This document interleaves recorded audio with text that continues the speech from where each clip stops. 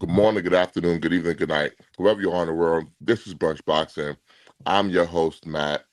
Flying solo today, but I'm here with the master marionette, the super producer of Brunch Boxing, my guy, Huey P. What's going on, Huey? Not much, not much. Got an early start to the day. Got a busy day ahead of me out here working in this MMA event with our friend Emily. So doing this show on the road, but we here. Yeah, and for those wondering where Ezra and Mike are at, I got two words for you. Junto Nakatani. So make sure you go subscribe right now. If you haven't subscribed to Brunch Boxing, go share it with a friend and have that friend share with a friend. We want all eyes on this because this is going to be a historic day for the Brunch Boxing channel. But I wanted to get into the state of boxing. We will do that and shelve that for now because this morning over there in Japan, Tenshin Nasukawa stopped Juan Francisco Estrada. Estrada retired on his stool in 9 rounds. It was an excellent performance from Tenshin Nasukawa, and it's kind of going with the theme. I know my guy Boxrec Gray, arbiter of all records, likes to tell me, "Hey, Matt, this ain't 2016 no more." He told me that when Keith Thurman got his ass kicked by Sebastian Fundora. He told me that when Jamal Charlo uh, had a fight coming, then announced his retirement 6 days later. He continuously tells me that, hey, these old guys, it's out with the old in with the new. And Tenshin Nasukawa, he must be on that it's not 2016 no more movement because he told Juan Francisco Estrada, get the hell up out of here. And he was able to beat him up and then stop him. I think he broke his ribs too, because Gaia was really holding his ribs. But it was just a very, very interesting fight. The card itself was a bit lackluster. They did lose what was supposed to be one of the big fights on the card. Takami versus Angel Ayala. Takami was not medically cleared to fight because he was dehydrated. He had some weight issues and things of that nature. So that fight got pulled for the card. And then another fight on the card, Tomboy Suboy, he and Pedro Guevara ended in a no contest after an accidental clash in round two. So it was like, damn, this card to me had a lot of hype, but because of circumstances beyond, anyone's control, it did not quite live up to it. But we did get a great bounce back performance from Tenshin Nasukawa. It looks like we have a third guest. It looks like somewhere on the road we have the host of Brunch Boxing, the master of the walk and talk, the master of the sit and spit, the John Madden of boxing. Well, I gotta stop calling you that. You don't do breakdowns no more. But we do have Ezra Boxing. What's going on, Ezra? Oh man, I'm right here in the heart of Little Tokyo. I'm literally doing the walk and talk on the show. And you know what? I should probably do this every week. Every week I should be at a different location in Los Angeles, and just do the show from here, right? Boots on the ground, literally. But yeah, I'm doing a walk and talk right now. I saw the fight this morning. It was brutal to wake up to watch it, but I watched it. I thought tension looked amazing. I thought, Francisco Estrada has seen better days, of course, but still tension for what he's doing in his career. I mean, that's just amazing talent. Like that's just amazing ability to be able to just come to the sport late from kickboxing, learn a whole new discipline, a whole new style and technique, and be as good as he is. It just that dude's just a natural fighter. He's just a natural fighter. Some guys just have that. Yeah, he is a natural. I think he's shown that he's learning rapidly because I don't think he looked really particularly good in his last fight against Takuma Inoue. maybe he learned, or maybe he had a dead man in front of him. I Did, guess the only way we'll see is what happens next. from So that what's performance, do you think the rematch looks different versus Inoue? is he gonna make it to anyway rematch? Anyway, is gonna be fighting Kazuda Ioka. Okay, he's the mandatory for that winner. Yeah. So who knows if Ioka might be anyway? You never know. Yeah. Ioka has a way of shocking the boxing world, especially the Japanese boxing world. So, tension versus either guy, I think, is a good bump. But it just depends on, is the tension we saw against Takuma Inoue the tension that there is right now, or is the guy that we saw against Estrada the real tension? Will the real tension Nasukawa please stand up? Yeah, yeah. I mean, like, let's say I still think he's improving. So I do think there was a better performance. It did, like you said, it could help because who he had in front of him. But I just thought he looked a little more calmer. He was more patient with what he was doing. I thought he was setting up stuff better. He wasn't rushing. So I like the way he looked today. I would love to see him fight the winner of Yoka versus Inoue. I think that's going to be a huge fight. Whoever wins that. Oh, definitely, definitely, definitely. But I wanted to move on to the state of boxing. Every once in a while, I like to give a state of the boxing address. Sometimes I do it with PBC, maybe Top Rank, but today I'm doing it with all of boxing because we've had some big-ish news come out with the boxing world in like the past couple weeks. Obviously, we know that Top Rank has signed with the Zone. We know that Golden Boy has re-signed with the Zone. And then this week, the Zone announced that they will do a partnership with TNT Sports on a monthly series called The Fight, and that will be broadcast on TNT platforms. Now, you, my co-host, thought that this was like a huge deal that no one's Massive, talking about. massive deal. Tell us why. Well, the Zone's biggest problem is its reach. It can't reach anyone. It can't advertise its fights. No one can find it, right? And that is hard because you're an app that solely based really around boxing in the U.S. And no one knows about it, right? It's new. So how do you gain attention for the fights, and how do you get attention for people to sign up for the app? The one thing that we know that was boxing needed was to be on a network that people have access to, that people are familiar with, and that is TNT, True TV, TBS, all that. Those combinations are people are familiar with it. They watch other sports on it. There's other shows on it that people watch. So now they can advertise while people are watching those other sports, other shows. Now, what people can just, like I always said, oh, can you just come across it? Can you stumble across it? That's the biggest problem people have in TV today, is there's not a lot of stumble across. You can't stumble across it. Back when you had cable, you would just be changing the channels and you would stumble across boxing. You stumble across a new movie. You don't really have that today. The only thing that kind of has that is Netflix, because people just turn on Netflix automatically when they turn on their TV.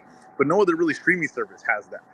When you have it on a regular cable channel, right, people could just stumble across it.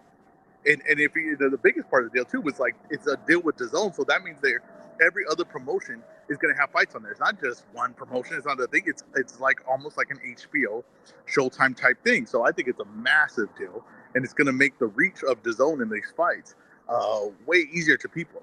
So I think that this is a really, really big deal. I would love to hear why you think it's not that big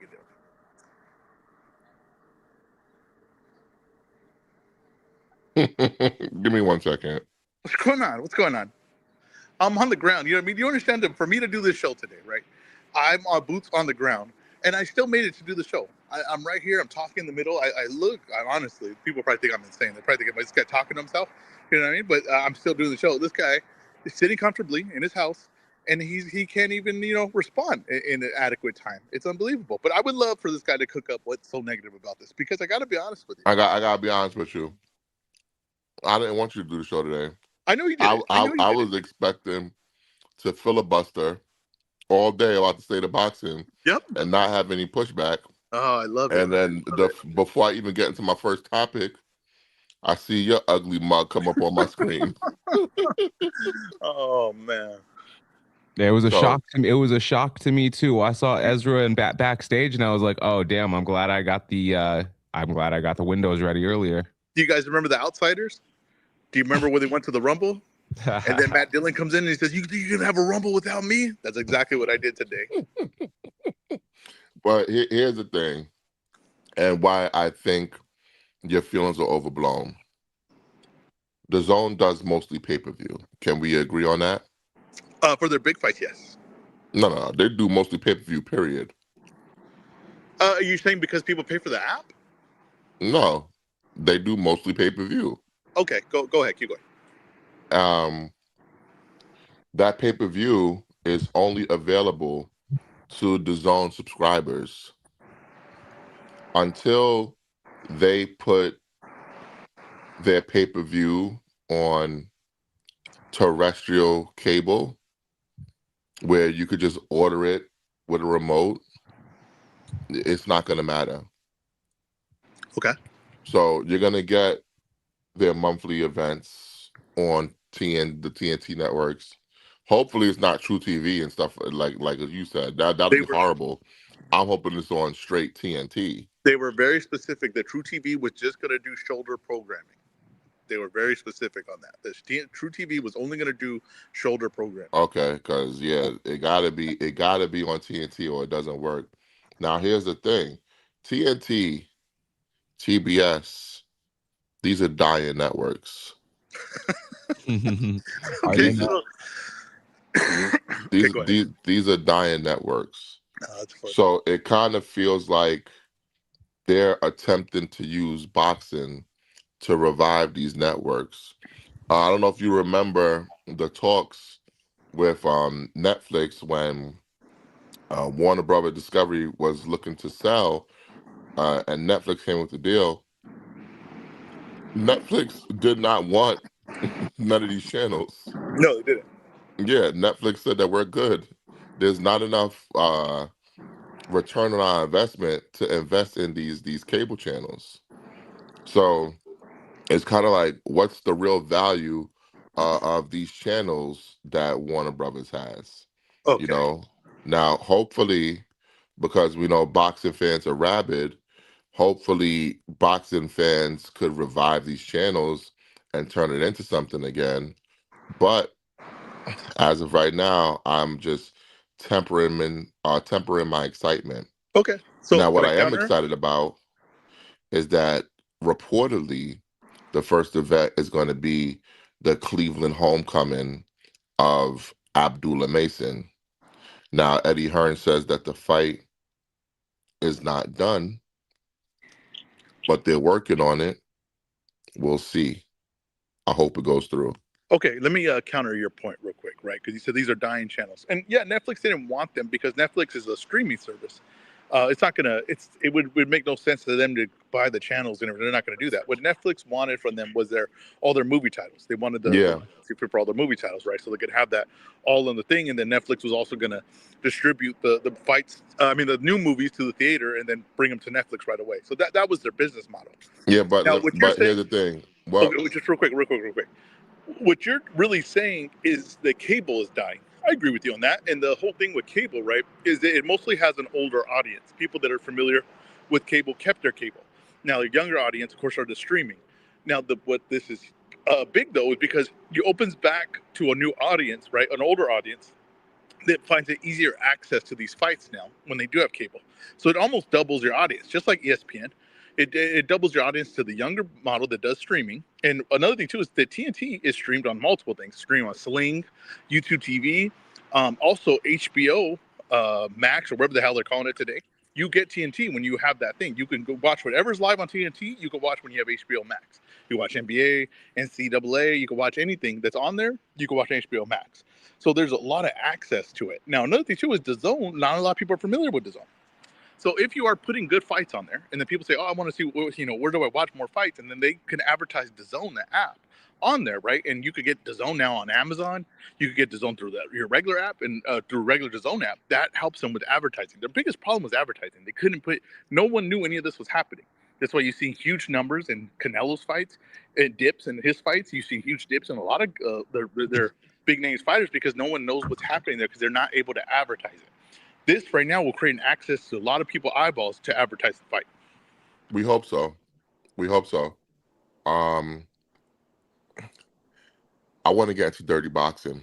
Okay. I want to get into dirty boxing. Did you see that we had a guest, a friend of the show backstage that I think maybe wanted to chime in on the TNT DAZN Sports host of the RNS podcast, host of the Sunday morning sermon, TY. What do you got to say? It's really important to hear TY because when I told TY this, he was very excited. But Matt poo-pooed it. And I want to know what, after TY hearing both our cases, what he feels. Does he feel the same excitement that he originally felt when I brought it up to him? He just dropped. So, Matt, it looks like you can get on with the dirty boxing conversation. Yeah, so Brunch Boxing was boots on the ground at the Dirty Boxing 6 event last night in Miami, Florida. In the main event, a shocking upset. Michael Garcia knocked out Rob the Wolf Perez in the first round for the interim DBX heavyweight championship. I mean, I watched the entire event, so I don't want this to sound like an advertisement for dirty boxing, but damn it, I was entertained. You know, it has all the stuff that we love about boxing, the strategy, the punching, the striking, but none of the stuff we hate about it because you get penalized very quickly if you hold. Now they let you work in the clinch, but in the clinch, you can throw elbows. You can throw elbows. So it's like a really hybrid set of rules. And if someone gets knocked down, you can ground and pound. You can ground and pound. So to me, it's everything I like about boxing with nothing I don't like. And then it's what I like about MMA with nothing I don't like. Because you don't have It's people the perfect combination. pumping and rolling around, you know, someone laying on top of somebody for like a half an hour until that stupid air horn goes off, you know. So shout out to Dirty Boxing. It was a great event.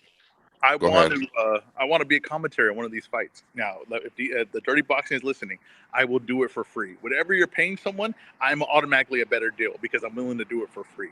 I just please give me the opportunity. I'll fly myself out wherever you have these Dirty Boxing events at. I will fly myself out. I want to do the commentary. I want Matt to do the commentary with me. Come on, someone's got to give us a chance here. I feel like Dirty Boxing are the people to do it. Yes, now Dirty Boxing, I will not do it for free. I will not do it for free. Ezra is the only party of Brunch Boxing that is willing to pay to work. We're just gonna say that right now. And you guys, rule number one of business: get in the door. You know what I mean? That's all I ask. Just gonna get a foot in the door. You guys. Ty, did you have a chance to see the Dirty Boxing event last night, or any of the clips on the timeline? Do you have any thoughts on this before giving your thoughts on the DAZN deal? Come on. I'm hardcore. I'm not. Come on. All right. So, what do you think of the TNT deal? Matt, did you hear me and Matt's Matt's a hater, man. Like he's a hater. It's great for the sport. We got Abdullah Mace on real TV, man. Matt don't know nothing, man. He just a hater, man. He a hater. There's word going around that I'm the most reasonable person on Brunch Boxing now. People are saying this. I am the reasonable take on Brunch Boxing. What a shift! What a shift! Matt doesn't know nothing, man. Anything. I gotta tell you, I'm in Little Tokyo, authentic bamboo. Hold on, Ezra. Did you see? I accepted the trade. Great doing business with you. Oh, you accepted the trade? I accepted it. Oh man, that is great doing business with you. See, that's what happens. That's what good business is. Everybody said, "Oh, Ezra don't do good business." All right. As much as we would love to hear about your fantasy baseball talk, let's get back into the events of the weekend. Matt, you were mentioning, big upset in the main event of the Dirty Boxing card. Was there anything else on this card that you wanted to touch on before we go? I know we had our guy Cal out there, boots on the ground for Brunch Boxing. Anything else from the event that you wanted to bring up here? Yeah, Montavious Ware is one to watch. He is a future star in Dirty Boxing, so make sure you guys really check out Montavious Ware. All right, Dirty Boxing. I think they have something here. Now it's going to be up to the higher ups, the marketing, all that stuff, to make sure they market it right, make sure they make the right deals. But the actual action itself, they have something here. So I'm gonna leave it there. Now back to the state of boxing. Okay, let's talk about the state of the heavyweight division. Today, Tyson Luke Fury returns to the ring for the first time in over a year. He will be fighting in a Netflix main event against Arslanbek Makhmudov. Ezra, does boxing still need Tyson Fury? No, it doesn't need him. Here's the thing with boxing and the heavyweight division, especially, but basically boxing right now. It's really good. The schedule's really good. The fights that we're getting fights that are guys are serious. They're getting the fights they want. They don't doesn't need Tyson Fury. It doesn't need Usyk. That's the honest case. Like honestly, Usyk wants to fight a kickboxer. Go on ahead. You ain't holding up anything because we're still moving. Right? You got Wardley Dubois. Right? Caballero is still a guy that I want to see fight anyone. Moses Thomas coming. Torres is fighting Sanchez. You're not holding up anything. So it doesn't need Tyson Fury. If Tyson Fury wants to come in and fight real fights, we welcome it. Of course, you welcome it. But if that's what it is, I do think today is a real fight, though. I'm not. I don't think today's a joke of a fight. I think it's a real fight. And if Tyson Fury, I think, is not in his A game, and we've seen Tyson Fury not be in his A game a lot of times, he might be in a tough one, a real brutal, ugly fight. You know what I mean? So I don't think it needs him. I'm not sure boxing needs anyone right now, but it welcomes him. Oh, I think the heavyweight division needs Tyson Fury right Really? now. Yeah, there's still a matchup between him and AJ that we haven't gotten yet that I think is a huge event. So it definitely still needs him. I want to see how he looks against Makhmudov because you probably didn't hear this because you weren't on yet, but the Box Rec Gray, we're done with 2016 movement, seems to be in full effect. It claimed the lives of Keith Thurman, and Mm-hmm. today it claimed the life of Juan Francisco Estrada. Yeah, it's true. Will the movement claim the life of Tyson Fury That's a today? good point. That's a good You point. know, it's like maybe I need to stop holding on to the old ways because, like my man Slim Charles said, that's the thing about the old days. They the old days. Yeah, that's true. That's true. Like I You said, it know, doesn't need him, but it welcomes him. And if he wants to fight, he's calling out guys like Wardley and stuff like that. If he's serious about that, which I don't know he is, but if he's serious about that, I welcome it. I want to see it. You know what I mean? I think Wardley right now would probably be hell for Tyson Fury. I really believe that. Like Wardley is a guy that's fast, hits hard, is never out of a fight, can power last past the sixth round, past the seventh round, past the eighth round. Like that's a really interesting fight. Another fight I think that's on this card, right? We have Huni is no, on no, this one, right? we're Correct? no. Who cares about the rest of the No, card? no, We no, no, no, no, we no. You could are we could incorrect. get into that when we're doing the breakdown. Well, All just right. I don't want to get into it, but I'm just saying, like Well, you're I'm talking about the talking heavyweight about the state of the division. heavyweight division Well, I'm because saying you're here's talking the about the heavyweight thing. division. Huni's In pretty damn in good. in the heavyweight division, we got Fabio Wardley going up against Daniel Dubois in a couple weeks. Okay, which I think is a huge step up for Fabio Wardley. I'll be honest. I think this is going to be the roughest, toughest fight of Fabio Wardley's career. And if he can cut through Daniel Dubois like he's capable of doing, I think he actually has an argument for the best heavyweight in the world, including Usyk, because Usyk is over here fighting Rico Von Verhoeven. Verhoeven.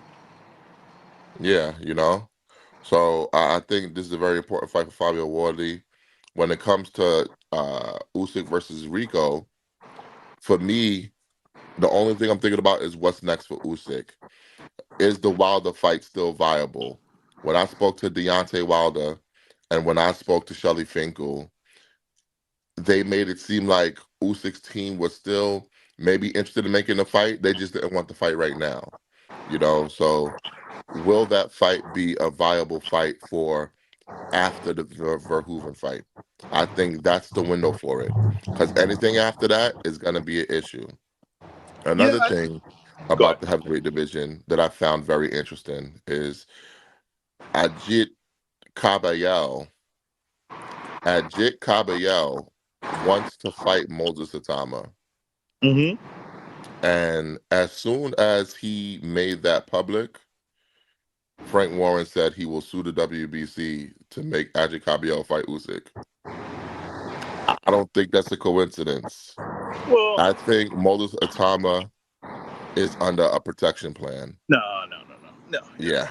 No, what they're trying to do. I don't even know those two things aren't even connected. That's ridiculous. What a ridiculous connection you made there.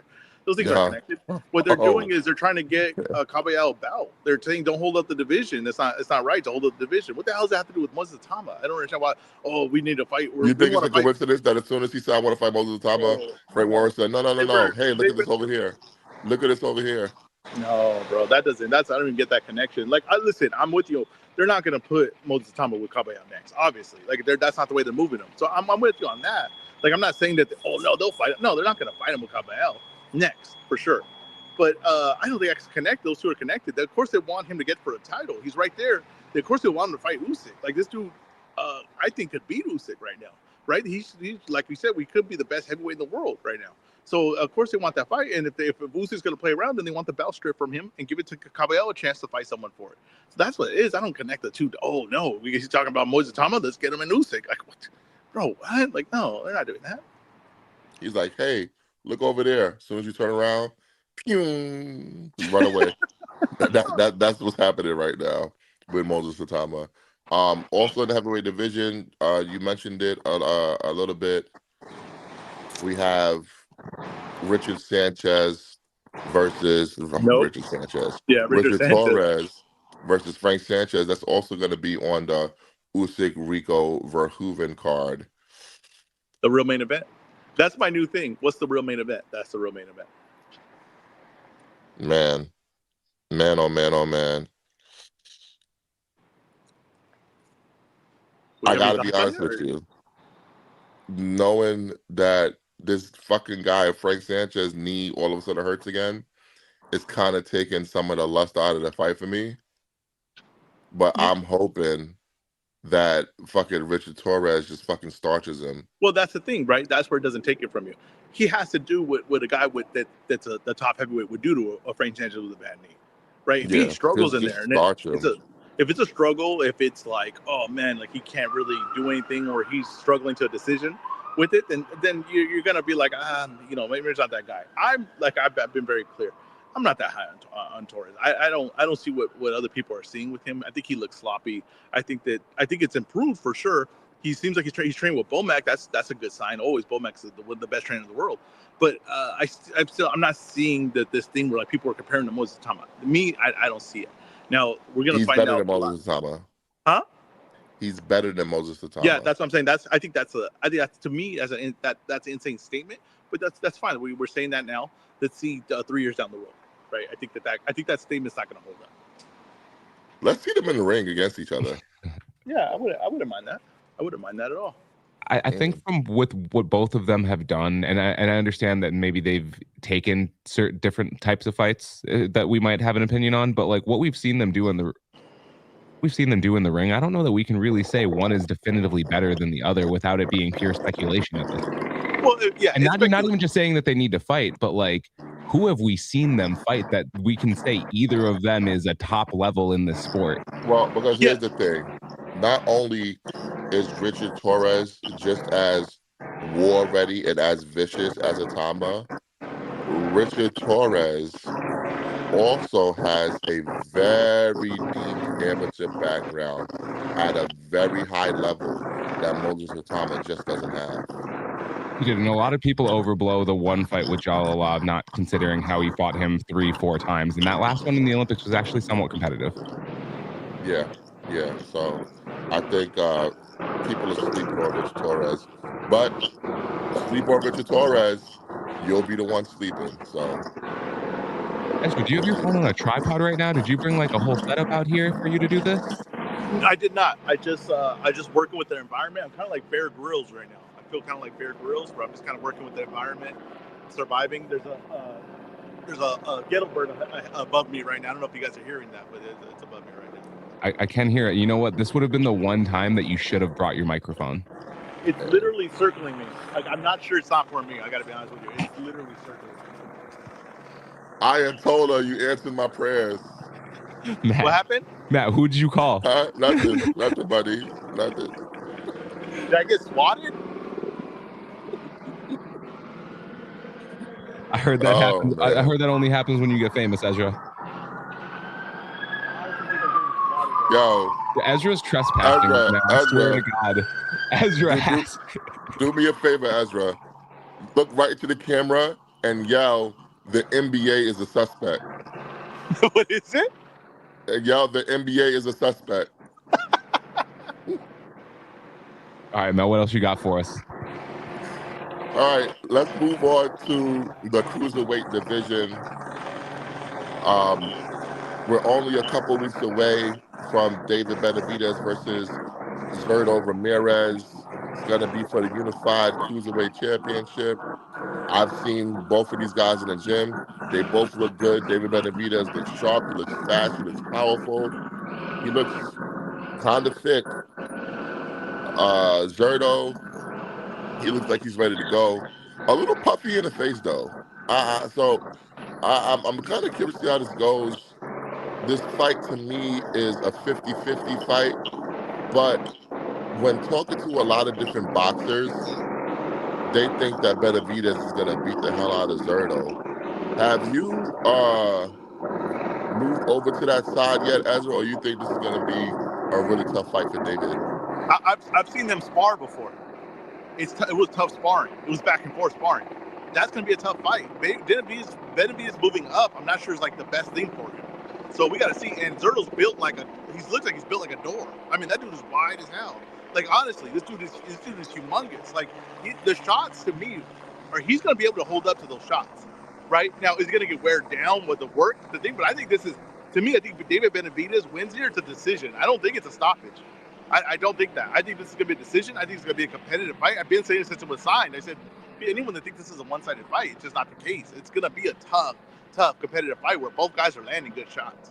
I'm like I said, I've been in the ring with Zerto. I know how strong he is. He's extremely strong, and I guarantee he's gotten stronger since then. He's only gotten bigger since then.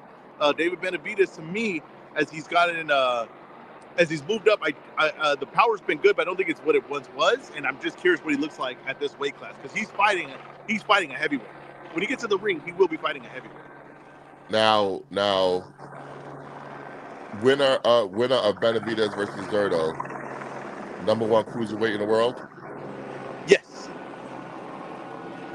I agree. Yes. I agree. Now, also in the cruiserweight division, Ja Opataya has resurfaced in the IBF rankings at #4. He is in line to fight the winner of the vacant title contest between Vidal Riley and Chris Billum-Smith. What's your thoughts on Ja Opataya being ranked by the IBF after being stripped? Yeah, I don't know. I don't get the whole game and everything. I don't get it. I think it's stupid. If I was IBF, you got to make a decision here. If you stripped him, just Why let is it this go. stupid? Because it's like, what game are we playing here? Is this guy? Can this guy fight for a belt Here's or not? the thing. They stripped him because he broke the rules. Okay, I get you. But also, That's what like, people are not understanding. What the IBF is continuing to do, the IBF is continuing to be on the right side of the law. That's fine. In case Ja ever feels like he wants to sue, they're doing everything by the book. That's fine. I think that you're right about that, right? You're right about that. Within their rules and everything, they're doing everything right. I think within just the public and looking at it, it just looks stupid. So you could be within the rules with everything, but a public opinion, I think it looks dumb. It looks. Who cares about the public? First of all, then if you don't care about the public, then what are we doing? First of all, it doesn't look dumb in the public, in the court of public opinion, because there is no public opinion on this. No one gives a shit. Well, then that's the problem. No, hold on. Isn't that the problem? It's only a few paid off boxing writers that's telling you how bad the IBF is. That's it. Yeah, I'm with you on that. That's all these guys are paid opinions. All these guys are paid opinion, but I'm not. And here's the thing, but their reach is not what you think it is. It doesn't matter. That's fine. But I'm not a paid opinion, right? And I watch boxing. I follow boxing. It looks stupid to me. It just looks like nonsense to me. That's what I'm saying. I don't care. It's just all a game. I don't want my belts to be done with legal matters. I don't want my belts to be settled by, look at, we're following Section 8, Article 9. I So don't you're care about telling me that. that Canelo should This never ain't got stripped? You're this telling me ain't this Canelo should never got stripped? this ain't Congress. Are This you ain't are you this, telling me that Bivol shouldn't have got stripped for not fighting Benavidez? bro. What I'm telling you is to the counterpoint of that, not following rules like that is the reason we never got Canelo versus Benavidez, is because the WBC decided that they just wanted to do whatever they felt was they best want to for them do. themselves. Yes, and most of these things are doing that. That's the thing. It's stupid. So that's what I'm telling you. It's like all this thing is dumb. The balance and all that. They hurt themselves by breaking their own rules, creating their own rules, doing the rules when they feel it's right for them, and then not doing the rules and coming up with a thing where they basically is a rule that says they can do whatever the hell they want, whenever the hell they want. That's the problem. So that's what I'm telling you, Matt. I get you. You're going through the legal part of it, the laws of it, and you're saying, oh, that they're doing all right. I'm with you. It's just stupid though. Honestly, it's just no one gives a damn. It's not going to build more people to watch the sport. It's not. It's less understanding of the sport. Well. Speaking of people not watching, WBC champion Noel Mikhailian, supposedly he's been offered a fight by his promoter Don King against a nondescript guy that's like way down in WBC rankings. What the hell is going on with Noel Mikhailian? When is he going to try to mix it up with one of these other champions? Bro, I don't know. Like I said, well, he's with Don King, so who knows what the hell's going to happen there. But is the WBC going to allow this? The WBC going to Why put up not? with The this? guy's within their rankings. This is nonsense. That's what I'm saying. Whatever it is, have fun with it. I don't even think about the belts anymore. I'm gonna be honest with you. I don't even think about those belts anymore. Yeah, I you couldn't do. give a damn about them. I just care about who's fighting who. Zayas versus Boots. I just want to see that fight. I don't care what belt's on the line. I just want to see that fight. All right, let's move on to the light heavyweight division. Dmitry Bivol is scheduled to fight Michael Eifert May 30th in Russia, Ekaterinburg in Russia. Honestly, this fight is going over like a fart in the elevator, man. I'm not interested. I don't care about the fight. Uh, I don't understand why Dmitry Bivol gave up his belt to avoid David Benavidez as a mandatory. But when Michael Eifert comes to knocking, he's like, you know what? I want to fight that guy right now. I think it's some sucker shit. It's a sucker move. I would love to hear from him about it. Like, what exactly is your line of thinking? Because you didn't have to drop the belt. You could have just asked the WBC for a medical exemption and had Benavidez wait, and that could have been you versus Benavidez Cinco de Mayo weekend. It just doesn't make any sense to me at all. Another part of that situation that I think bears watching, the WBO interim belt was supposed to be decided between Callum Smith and David Morrell. Callum Smith obviously pulled out with an injury, but WBO president Gustavo Olivieri said the winner of Callum Smith versus David Morrell has to fight the winner of Dmitry Bivol versus Michael Eifert with no intervening bouts, which means there's going to be another decision to make for Dmitry Bivol.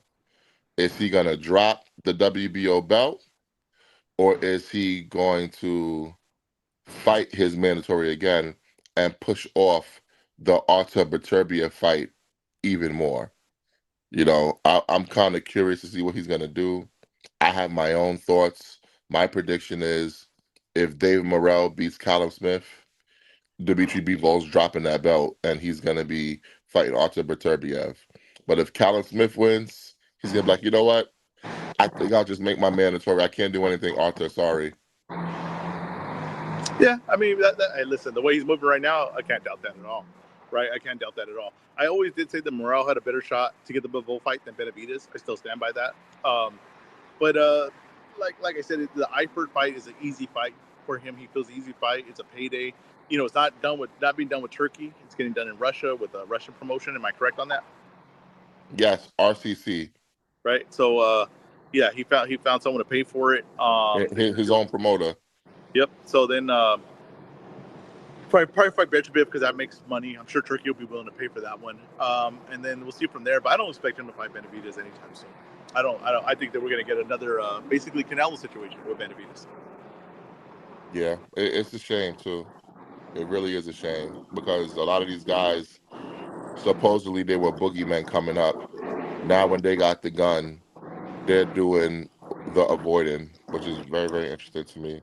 Um, is there anything else going Well, on at light heavyweight that well, piqued your interest? I have a question for you. So say Benavidez beats Zerto.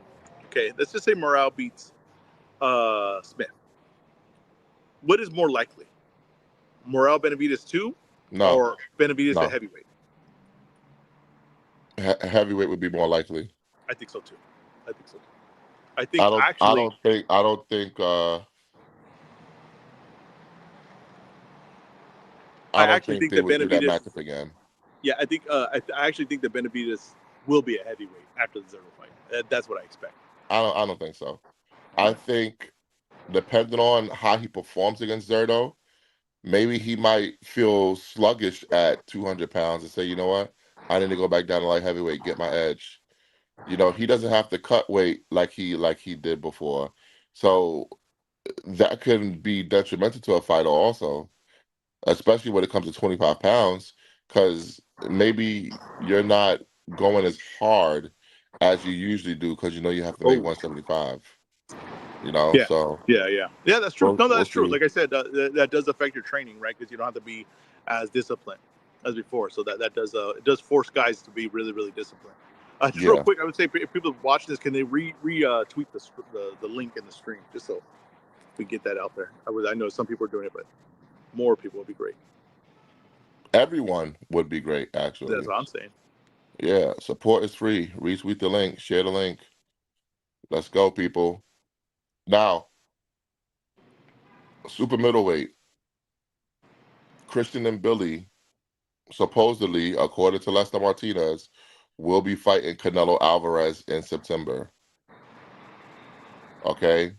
Armando Resendez will defend his WBA belt against Jaime Munguia in a couple weeks as the co-feature of Benavidez versus Zerto. The IBF belt was just won by Team Matt's Osleys Iglesias. I just want to point that out. And then the WBO will be fought by Hamza Shiraz and Alan Begich. The 168 has not been this scattered in a long time. Ultimately, who rises to the top? I think I got to be honest. I think it's Iglesias that rises to the top. Um, but Team I Matt. can I say one guy though that I'm telling you that don't sleep on? Shiraz. I'm gonna tell you right now. I think Shiraz is strong in this division. I think he's getting sharper. I'm telling you, I just think Shiraz. I know that that's been my guy, whatever, but I think this dude is going to be a problem as it goes on. And I'm going to tell you right now. I'm going to tell you right now. Canelo and Beasley is not happening. It just does not pass the sniff test at all. I'm going to tell you right now. That fight is not happening. I do not believe that fight's happening. Nothing about that makes sense to me. I don't think Canelo wants to be in with a big, strong guy that works, that is working that often, is throwing that many punches. I do not think that's a fight that makes So sense. you're telling me that Billy is sitting for no reason, wasting his career? I, I mean, would that be the first time that Canelo does someone? But I mean, would it really make that much? Would it really make like be that hard to believe that he sees a guy that has no defense that he can counter hook and potentially think he can hurt early and not have to deal with all that offense? He's a big dude that works a lot, that is strong. I just can't see them putting Canelo off a loss in that fight. That's just not to me the way they would move Canelo's career. So, all right, He's 35. How much are you moving his career at this point? your best guess, Ezra. Who does Canelo fight upon his return? That's the hard part. But I'll be honest with you.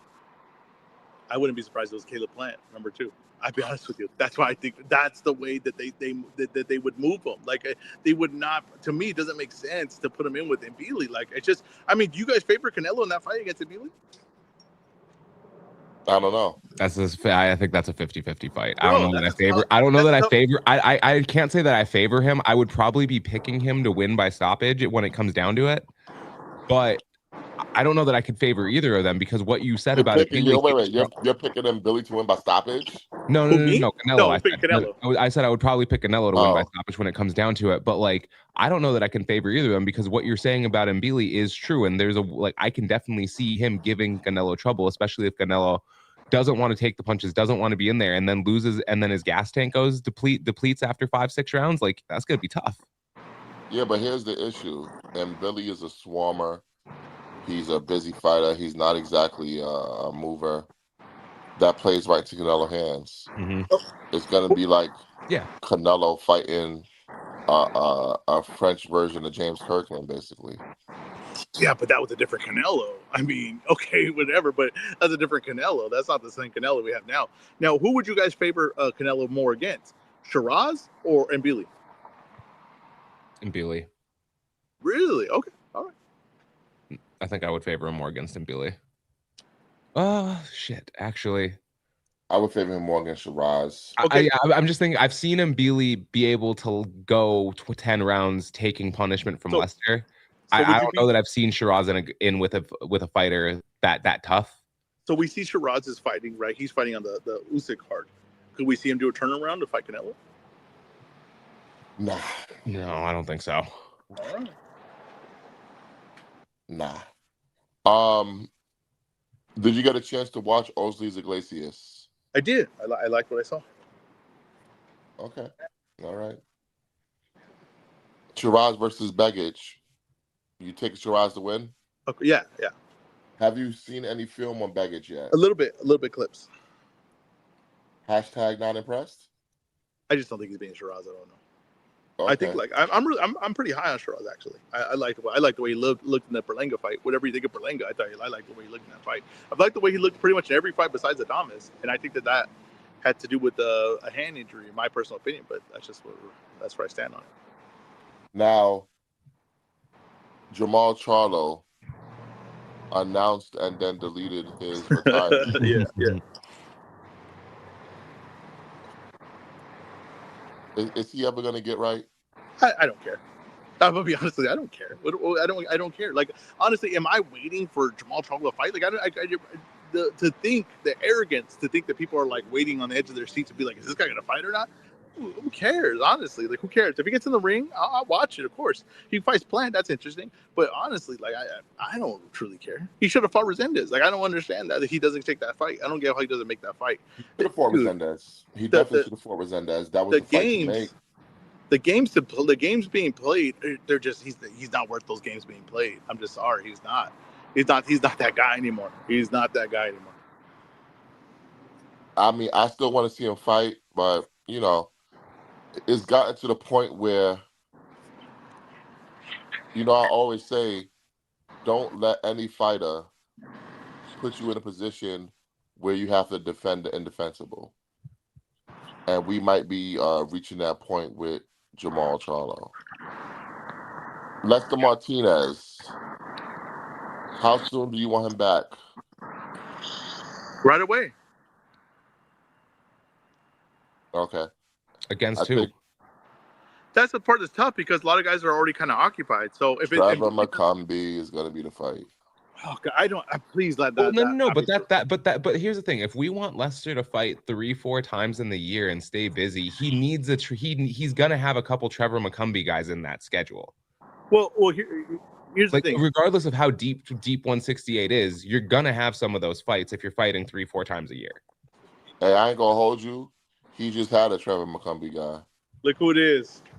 Look who it is. We in the building. From the shadows. We're in the brand too. Mikey. Come on, listen, unlike G-Unit, I'm always wearing the brand. You know what I mean? While 50 got mad at him, Matt's never going to be like, hey, this food doesn't represent the brand. And to me, I am the brand. I will say this: when we were on location during fight week, There was only one day that I saw Mike not wearing a brunch boxing shirt. Oh yeah, Mike reps for brunch boxing. Mike reps for brunch. I want to say one thing though about if the Billy fight doesn't happen, that Lester should be there as the option for that fight. If the Billy Canelo fight doesn't happen, then Lester should be right there available for that fight. Interestingly enough, Lester Martinez was the backup opponent for in case Terrence Crawford got injured. Okay, so see, there you go. Yeah, there we go. Let's move on to 160. Denzel Bentley claimed the vacant middleweight title against Andrew Saavedra. Great call, Ezra. Yep. As right.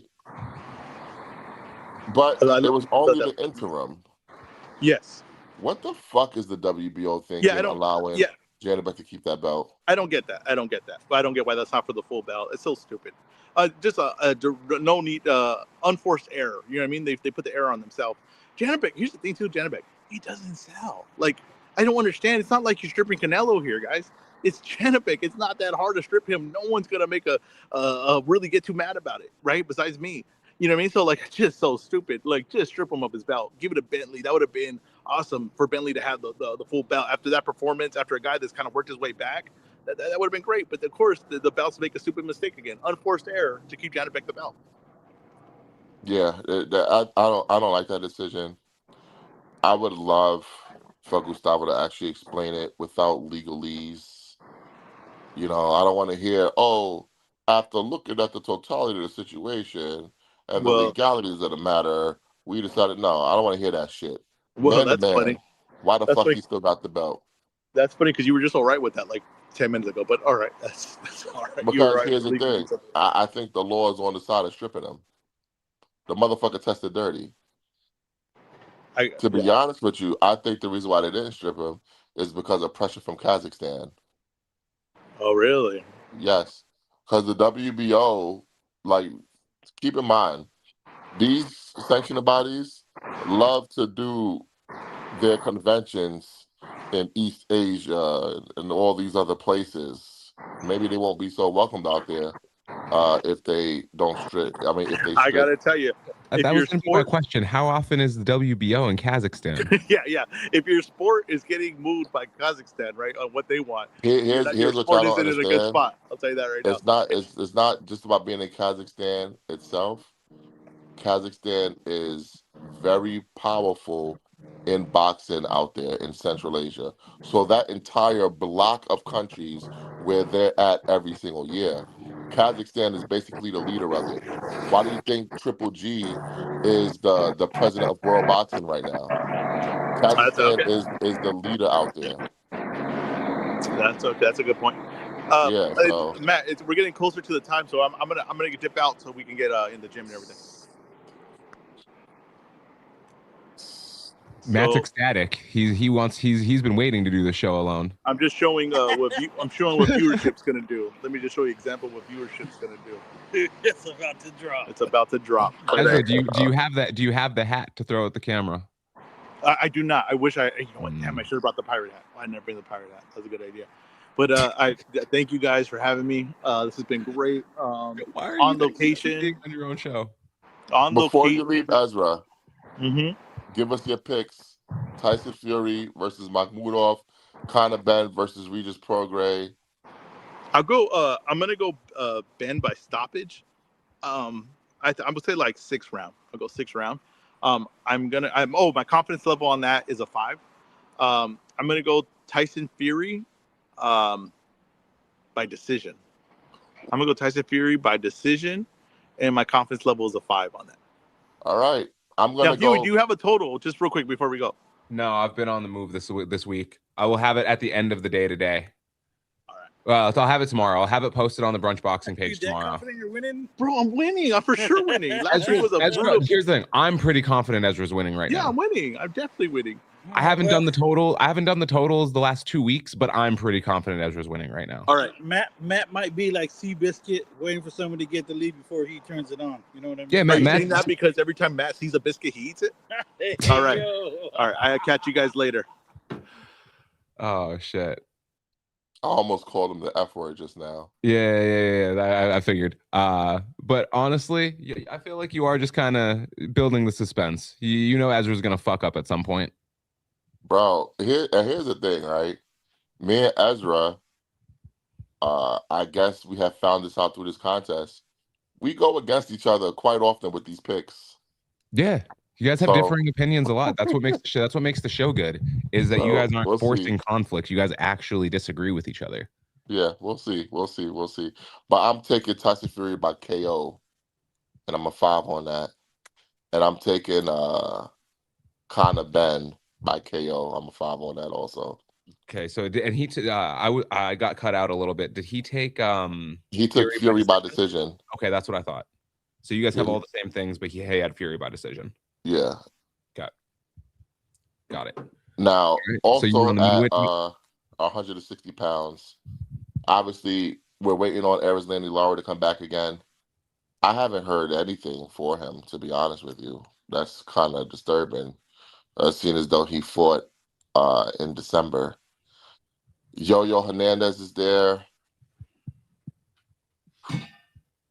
Man, it's a lot going on at 160, but it just feels like we need 160 is in desperate need of a tournament. Do a mini tournament. I think that'll shake some things out and get Janet back out of there. You know, Adames is I'm at 160. Oh no, maybe I'll be at 168. Oh, but I'm still at 160. Make up your fucking mind. Now I see why these sanctioning bodies don't like the simultaneous champions. You got a week. Make up your fucking mind. What do you want to do? Let's go to 154, which is the hottest division in boxing right now. We saw the kickoff press conference between Xander Zayas and Jerron Boots Ennis. They're both they both seem confident. I'm not sure if you saw any festivities, Huey, but they both seemed very, very confident. Xander Zayas is a lot bigger than I was Boots. gonna say Xander looks fucking big. Pause. Like he looks like he's gonna be a super middleweight in the ring when they fight. Yeah, yeah, yeah. Yeah, Xander's a lot bigger than Boots, but Boots looked like he'd been waiting for this. When the fight first got announced, I'm like, you know what? I think Zayas might take it with the footwork. But after the first couple press conferences and the first face to face, now I'm leaning Boots. Maybe that'll change as the fight gets closer. This is a true 50-50, anything can happen kind of fight. You You actually know, see this 50-50, or are you favoring? Are you leaning towards Boots slightly now? I'm leaning toward Boots slightly, but I can see myself leaning towards Xander by Yeah. the time fight night comes. I think I had it the opposite way when this fight first got announced. I had it. I thought it was pretty even. I thought Boots was going to win. I think when we said what type fight it was when we were talking about that, I had it as like a 55-45, 60-40 fight in the favor of Boots. I don't think I'm going to change that much, honestly, because up until we get into the ring that night and we see how they interact with each other, I Yeah, still think there's a way that Xander can make this a really difficult fight for Boots. yeah, yeah, absolutely. Also at 154, Sebastian Fundora is reportedly in talks for a unification bout with IBF champion Josh Kelly. That would be perfect for the division. And Samson Lukowicz is talking about putting it on the same day as Boots versus Xander. Now, for those who are complaining about that, he's talking about in the UK. So Sebastian Fundora will go over to the UK. So think about it this way. You'll have Sebastian Fundora versus Josh Kelly in the afternoon. And then right after that, you have Boots versus Xander Zayas. I think that'll be perfect for the division. Just a little And makeshift honestly, that would be a tournament. perfect day of boxing. Yeah, that'd be great. You have a makeshift tournament with all these champions that are going to fight each other, and then, well, and I mean, Boots isn't a champion necessarily, but you know, and then you figure out who's the best. And unfortunately, it sucks that Virgil's on the outside looking in because of Rick. Well, and because of Virgil, Yeah, because a at little. the end of the It's day, not. bro, Yeah, it's your life. Make the fucking decision, dude. And you decided to ride against Oscar, and it's not turning out well. Now you got to wait till at least September. to even get a decision on whether or not you're gonna have to stay with Oscar. And then what happens? What happens if the arbitrator rules in favor of De La Hoya? Are you still gonna try to fight it? Like, are you gonna just sit until your contract expires? Like, this is just not a great situation for Virgil Ortiz. You know, he's just sitting there, not getting in the mix, and also not in the mix. Another 154 pounder that go to boy Charles Conwell. I understand he lost to Jorge Garcia, but does that mean that he's shelved now? You know, he might be a guy that might benefit from going to Zuffa. You know, maybe do a Charles Conwell versus Sergey Bohachuk, something I like mean, that. he'd have to move to 160 though, wouldn't he? It's 4 pounds. Well, 6 pounds. It's 6 pounds. I It's suppose. very. I mean, a lot of the fighters are either moving up or down slightly from in Zuffa, so it's not too terrible. Yeah, yeah, yeah. I've honestly though, that's a great call out because I've completely forgotten about Charles Conwell since he lost to Garcia, and he was being mentioned in the name in as a potential opponent for all of these other guys that we're talking about Yeah. leading up to that fight. And he's just been kind of completely forgotten about since then, and he never really got the opportunity. And then when he lost a fight people didn't expect him to, and that's, I mean, boxing's an unforgiving sport, man. Also, a fighter we've forgotten about, Bakram Murzalia. What happened to the boogeyman? He You allowed know, us to forget about himself. 147, the division that continues to disappoint. Doesn't look like we're getting Devin Haney versus Rolly Romero. Devin Haney doesn't seem to want to fight anymore. It's really bugging me, man. I gotta tell you, it's really, really bugging me. I think, like I said before, Devin Haney has to decide whether or not he wants to be a promoter or the fighter. But no one's gonna pay you both ways. You know, you can't call yourself a promoter if everything you do is subsidized. You know, where's your skin in the game? Where's your ass on the line? You know, and he just hasn't done that. He wants to be treated like that and still get a guarantee like he's a fighter. Doesn't work like that. It just doesn't work like that. So hopefully they can work it out. It's not looking good, but we'll see. Ryan said he's fighting Teofimo Lopez. We'll see what happens with that. Lewis Crocker has like a mandatory. We'll see. Yeah, it's just 147 has so much promise after Ryan Garcia beat Mario Barrios, and it kind of feels like it's back in the toilet again. So it is what it is. What are your thoughts? There's a lot of names at 147 that could be an interesting matchups, but they're not being paired together for whatever reason. Like you said, Devin and Rolly have their issues, and it seems like most of those are on Devin's side. We have Devin, I think, again, with Devin potentially trying to hold out for a Ryan Garcia fight, Ryan Garcia trying to fight Tio. I think we have a lot of moving parts where if they can get on the same page, we can have a good competitive division, but it's also really top heavy. And there's not a much past those first like 4 or 5 names. Yeah, absolutely, absolutely. 140, Richardson Hitchens defected to Zuffa. He still has to make his IBF mandatory against Rodolfo Delgado. We'll see if he does that, if he drops the belt. Ernesto Tito Mercado, free agent. I think he should go to PBC. Gary Antoine Russell, still looking for a fight. Dalton Smith is going to be fighting Alberto Puello very soon, at the beginning of June.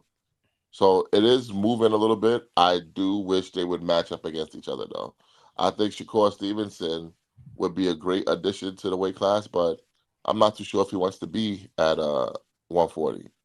I And think for him, 140 is just special circumstances. we got Keyshawn at 140 now too. Did you mention him? I did not, because he's. You don't care about the Albright fight? I mean, listen, like I said, it's good for the storyline. Yeah, I beat your brother, and then I jumped me, and we fought before, blah blah blah blah blah. But in the grand scheme of things, what does it all really mean? It doesn't mean much. I would rather see Nahir Albright versus Frank Martin part two than to see that. You know, but it is what it is. 135, Tank is coming. Pause. He'll be back in July. That's the word on the street. I Who do you mean, want to see him fight? If you had your pick, who would he be fighting? if I had my pick, he'll be fighting Shakur. But I Okay. know that he's fighting Pitbull. Yeah. Now, Gervonta Davis is in a very dangerous situation right now because he is in a situation where right now he's on the borderline of maybe people not caring anymore about him. You know, it's easy to be Tank and the brash guy when everyone cares, everyone's buying your fights, everyone's buying your tickets. But he's in a position right now where people might start to not care anymore. So I think he needs to, whatever he got to do, take it seriously. To take it seriously, that's what he needs to do. Murataya supposedly wants to fight Shakur. We don't know what's going to happen with that. I think they should fight if they're going to fight. Other than that, 135 is not that interested in me. I do love the Lamont Roach Williams Zepeda fight. Excellent fight. Excellent fight. I would love to see if Lamont Roach could get a third straight draw. What the Zepeda Roach fight, that would be for the WBC spot Yes, that'll be for interim WBC against belt. Javier? No, not the interim. It'll be for the WBC belt. I forgot Shakur got stripped. Yeah, it'll be for the WBC championship. Okay. Yeah, so let's make that fucking happen. And obviously that's gonna be a Golden Boy card. So Yeah, I would love that fight. That's a great yeah, fight. very interesting. But stylistically, the funny thing about that is I could absolutely see Roach fighting that to a third straight draw. Of course, which is the funny part. Now, at 130, you know what? At 135, I gotta mention also Albert Bell is Oh, he's fighting. finally getting a shot. He's finally getting his Yeah, opportunity. he's gonna have to go through Andy Cruz to get it, but whatever. Let's make it happen. You know, it's time to put up a shut up. For years, I have defended Albert Bell. Now it's time to show what he's capable of. You know, we'll see. At 130, reportedly, Oshaki Foster, Raymond Ford finalized the fight. Eddie Hearn said, not quite, but we're working on it. What are your thoughts on that fight? I love that fight. I'm gonna favor Shock slightly in that fight. But I think that's a really competitive fight. I think that's, I think that's a close fight. I don't know if it's necessarily 50-50, but it's one of those where I could see it going either way. And that's probably the best fight you can make in the division right now. Yeah. I mean, if Navarrete ain't gonna fight nobody, yeah, it is the best fight that you can make in the division. I just don't understand why Navarrete refuses to unify with Oshaki Foster. It just doesn't make any sense to me. Because to me, that should have been the fight. But I mean, I guess it is what it is at this point. It's easier for him to get paid off his mandatories. Yeah, I guess. 126, Angelo Leo versus Rais Salim for the IBF belt on May 9th. Very good fight. Like the fight. I don't know who's gonna win. I'm leaning Leo, but Rais Salim been waiting for this opportunity for a long time, man. Yeah, when people been waiting for so long, I'll be wondering if we're gonna get the best version of them we've ever gotten. You know, so we'll see about that. But this is really the NUA sweepstakes. Yeah. But I think it's very disappointing that they haven't fought each other in order to unify to make a NUA fight more enticing. So it is what it is. Yeah, I agree. I think there's a lot of good names at the top of this division with Leo, Fig, Shushu, Espinoza, and well, who knows how long Espinoza can keep making the weight. But Yeah. I mean, there's a lot of great names, and they all just don't want to lose their chance to have that big payday. And if you I mean, shit, I wouldn't want to either. I'm dying to see Figueroa versus Espinoza. Oh man, that'd be such an interesting fight to see. Yeah, I'm dying to see that. We Over got at a question 122. just before we move on, question from Sibby. Albert Bell versus Andy Cruz. Is there a date for that? Not yet, but supposedly the fight is done. Okay. Supposedly. We haven't heard anything in terms of a purse bid, so maybe it is done. But supposedly the fight is done.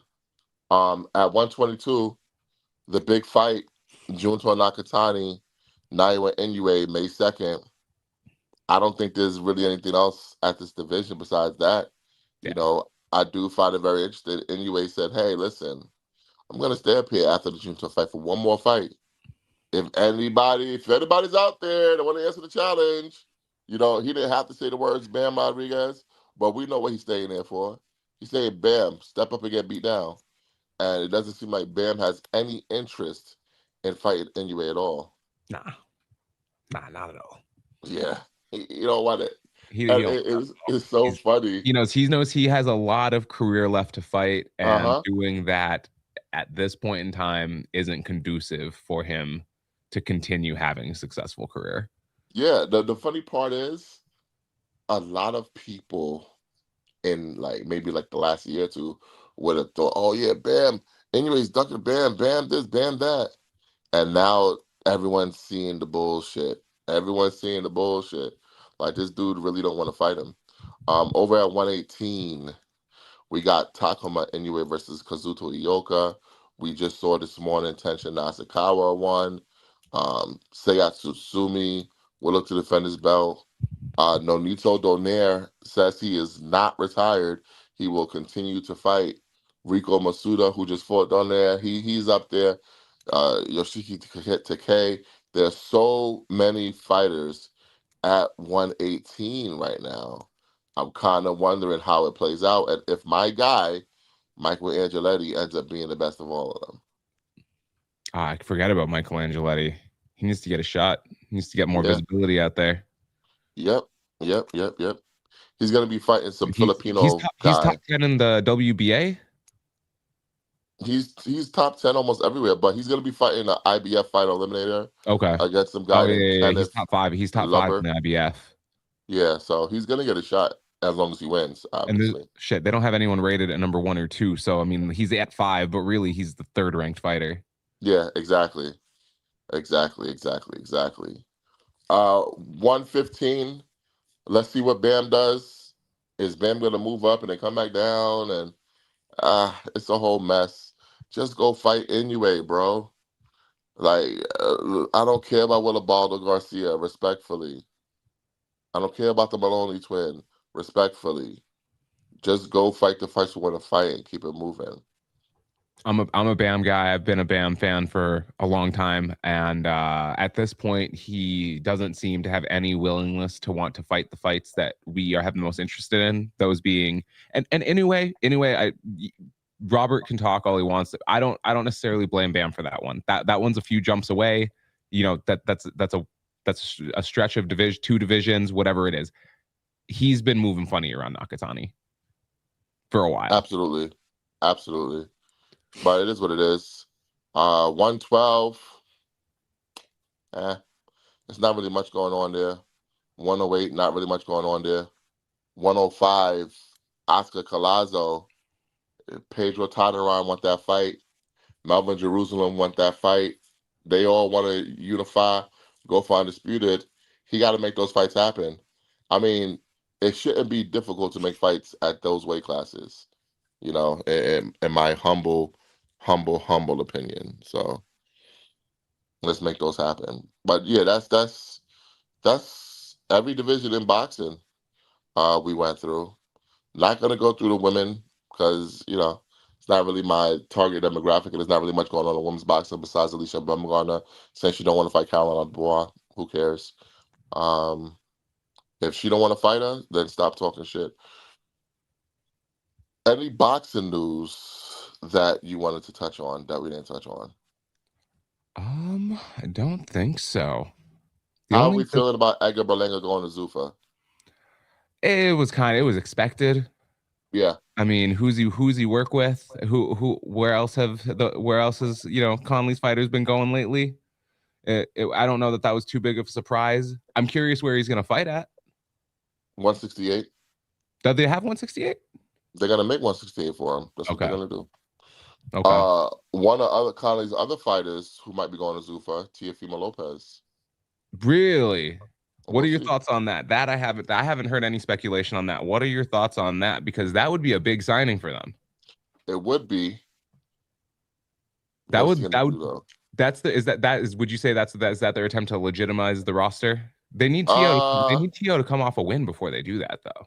I'm trying to think who else they have. Yeah, it'll be a attempt to legitimize the roster. Definitely. They don't have anyone else I think that does that. But we'll see. I guess ultimately we'll see. I wanted to give the people some bets today. And I also wanted to do a quick breakdown of the Tyson Fury Makhmudov card. I did interview Makhmudov a while ago. I don't know what I did with the video, to be honest with you. That's why I should have posted it right away instead of waiting until fight week. No clue what I did with the video. But he's ready to go. He said that Tyson Fury made a mistake by choosing him. He's going to go in there and he's going to punch. He's going to punch hard. He's going to punch often. And he thinks he's going to stop Tyson Fury. I think if Tyson Fury has anything left, he stops Makhmudov. Because one thing about Tyson Fury is not afraid to go to the body. And Makhmudov has shown that he is very susceptible to body shots and he doesn't take them well. So I'm leaning Tyson Fury by knockout. On the undercard, Conor versus Regis Prograis. Who gives a shit about that? You know? Is that Mikey again? Yo, what Mike, up, gentlemen?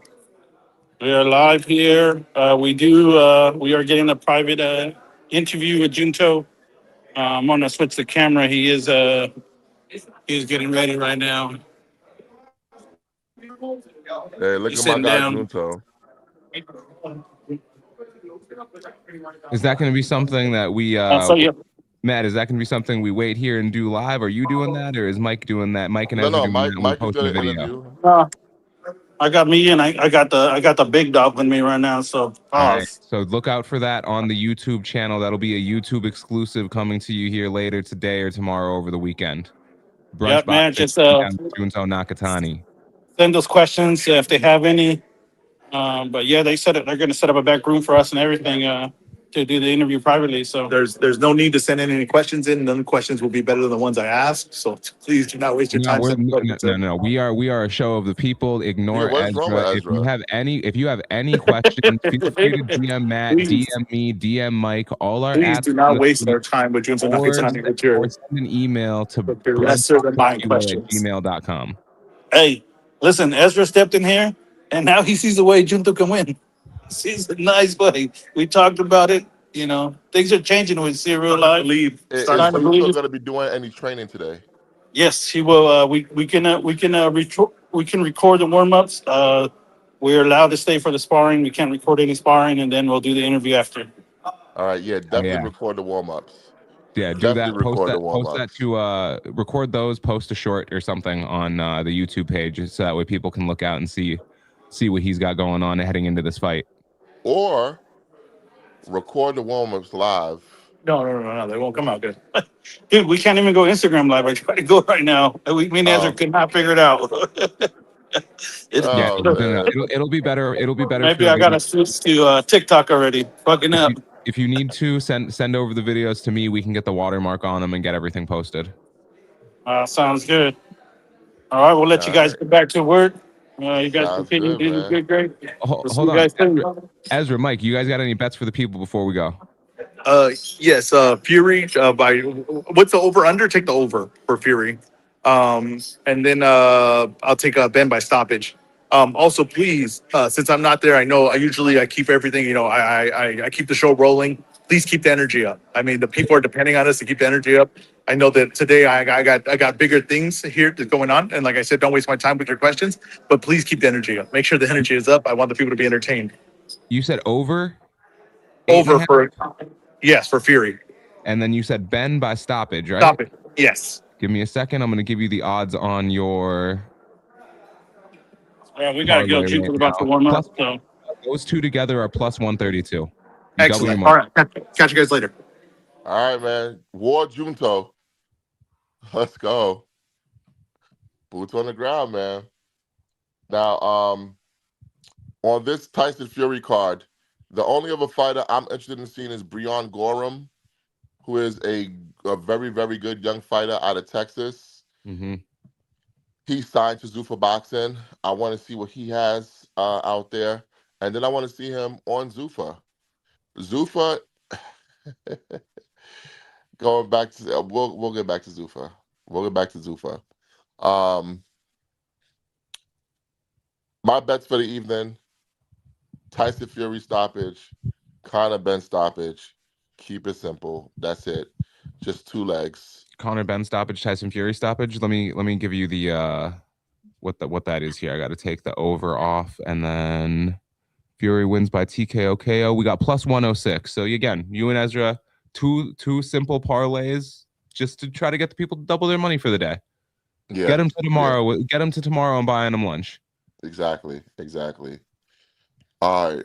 Um, gotta talk about Zuffa. Zuffa Boxing had their event last week, headlined by Andres Cortez versus Everton Garcia. But on that undercard, shocking upset. Tony Hirsch Jr. upset Robert Merriweather III, who was supposed to be like one of their big signings. We got a chance to talk to Tony this week. If you haven't seen the interview, check out the interview. Um, very, very good stuff. Very good stuff. He basically, hey, he's getting it through the mud. Started out fighting in Mexico, um, taking fights on short notice, basically following the footsteps of his dad, who is known as the king of the 14-day notice. So go check out that interview. Some good stuff going on at Zuffa right now. We were able to talk to Justin Valoria also this week, 135-pounder over at Zuffa. He seems to be ready for all the smoke. He's ready for the Mark Maxayos of the world, the Rayo Valenzuelas. He wants to fight anybody. He's just about ready to move on from being a prospect to a contender. So Zuffa is building something really nice with these young fighters. That's what I want to see. Anybody can take fighters that someone's already built and then match them together like it's, oh, look at this fantasy matchup. Anybody can do that. But can you build a fighter from scratch? Can you take a fighter from the ground up and build them up? Can you take a fighter who may not be as known and build them into a known commodity? And that's what we see Zuffa Boxing attempting to do. And they do have a couple blue chippers that I think that are going to be very interesting going forward. I would like to see them match up Valoria versus Hirsch next. That's what I would like to see. Like a little gulag fight. Yeah. Best prospect wins and moves ahead. That's the Zuffa TKO model. Is we're gonna match the next guy up with the next guy up and see who takes a step to the next level. Yeah, yeah, yeah. Very interested to see what they're gonna do. I did see Tony Hirsch on WWE SmackDown I saw that yesterday. too. I saw that too. They're pushing. They're giving him a push after his performance. Yeah, that's that cross promotion. So Zuffa, I think through their first 5 events, I would give them an A grade. They have done a great job.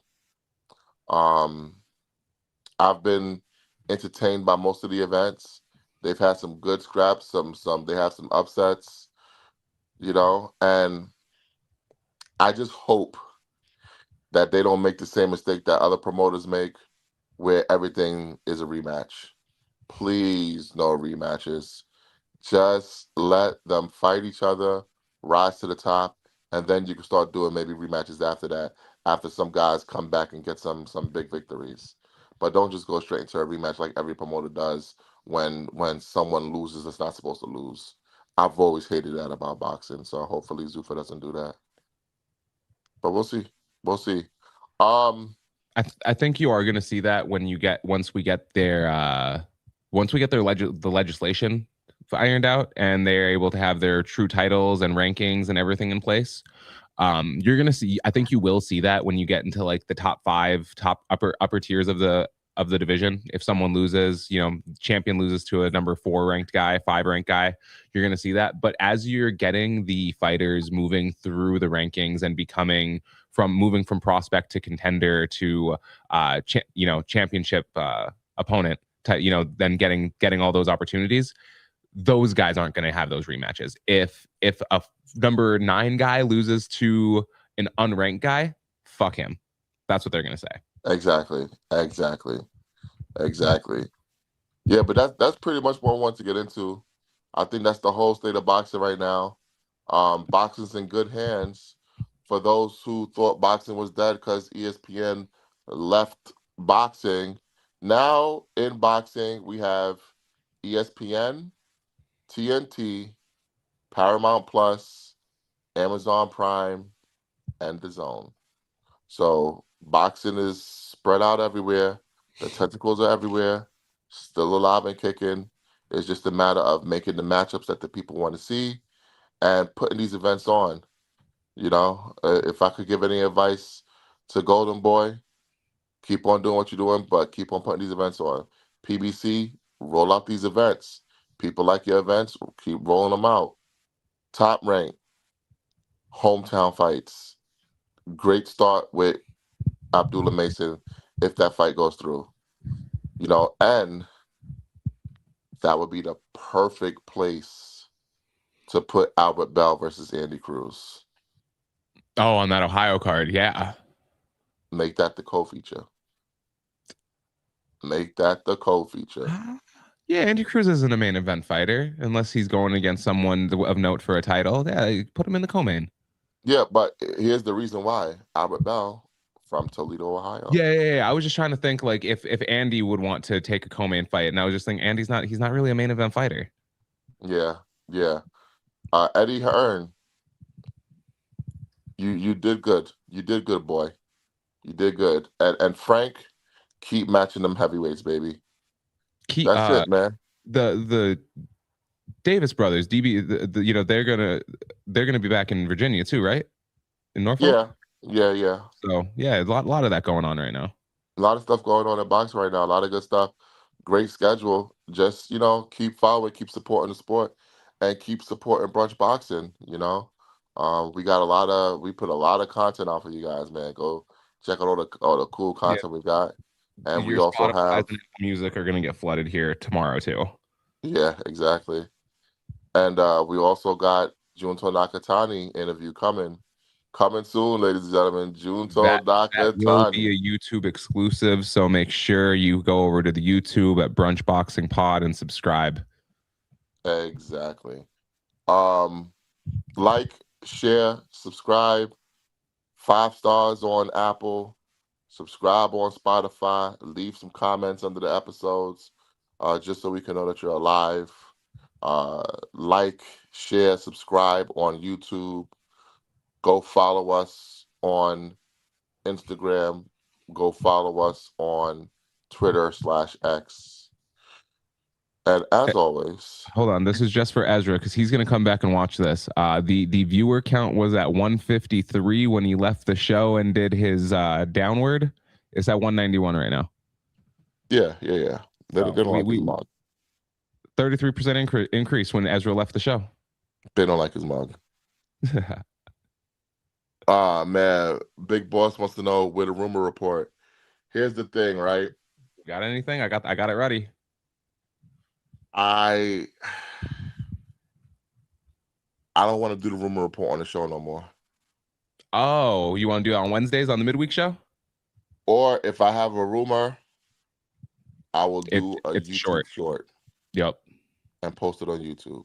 I think the Wednesday show or shorts works better because the Wednesday show and shorts are you guys going over more of the news, where this is like reacting to what's happening and what's about to happen as far as the actual fights on the Saturday show. Yeah. So listen, the rumor report's not dead. It's just gonna be in a different form. It's good. It'll make cameo appearances as needed on the regular Saturday show as well. Yeah. No doubt. But like I said, listen, I'm not above support, so make sure you support me too. Hit the Cash App. $. Show people what that is. That your face. $. Is that your face? Hit the Cash App, ladies and gentlemen. Hey, listen. Shout out to Ray Jackson. Ray Jackson hit the Cash App But make it a 20 next time, brother. Make it a 20 next time. Make it a 20 next time.